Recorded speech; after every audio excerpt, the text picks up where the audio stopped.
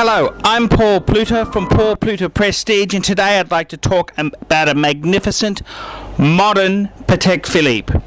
And it's the Patek Philippe reference 3970, which is a perpetual calendar chronograph.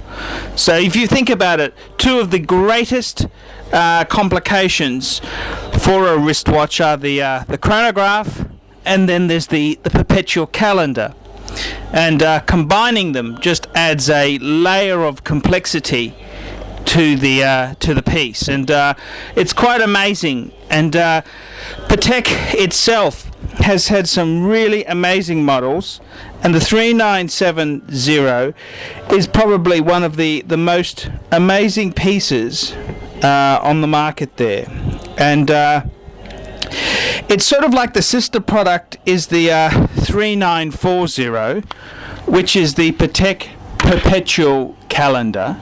But the 3970, it combines that wonderful chronograph function to the piece to give you the 3970. And I think really it's a piece that is just absolutely amazing to own. I mean, if somebody can acquire a annual calendar, which is a lot of money, well, a perpetual chronograph is just mind-numbingly expensive, and it's a great piece.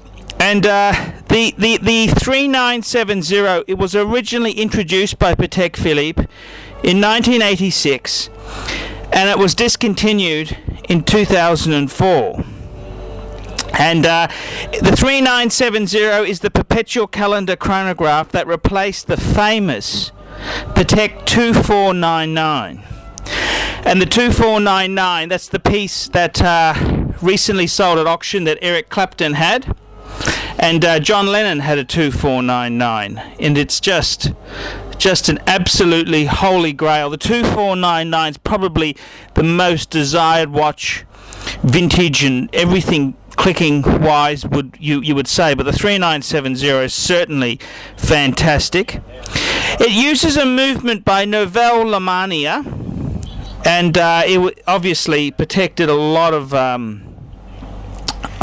work to the movement itself. The original recommended retail price of the 3970 in 1986 was $42,000. The 3970 was produced in 3 different series.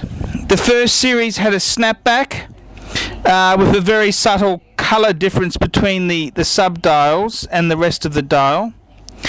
Very small number of the first series were made, possibly less than 100.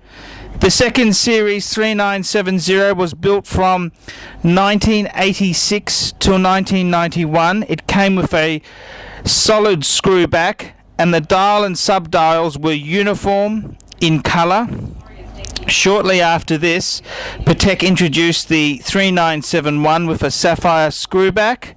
However, Patek Philippe also sold the 3970 second series with a solid screwback and a sapphire screwback. Some watches from this time period were available with both backs. The third series began in 1991 when the Patek 3970 and the 3971 were replaced by the Patek 3970E, and the E stands for étanche or waterproof. The dial also had some differences. The font color, hands and the hour markers were changed.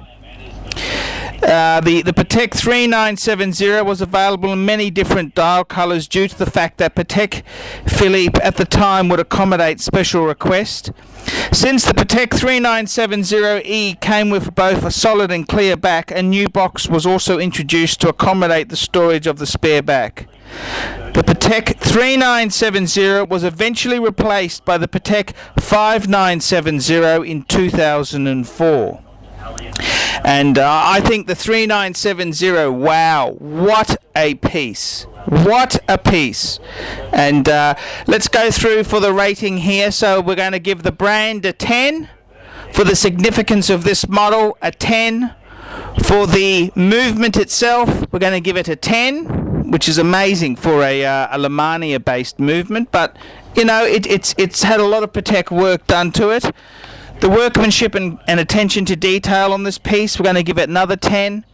And finally, the Paul Pluta Prestige rating, I'm going to give it a 15. That's right, a 15. That gives us a score of 55 points for the Patek Philippe reference 3970 Perpetual Calendar Chronograph. I'm Paul Pluta from Paul Pluta Prestige. I hope you've enjoyed this review.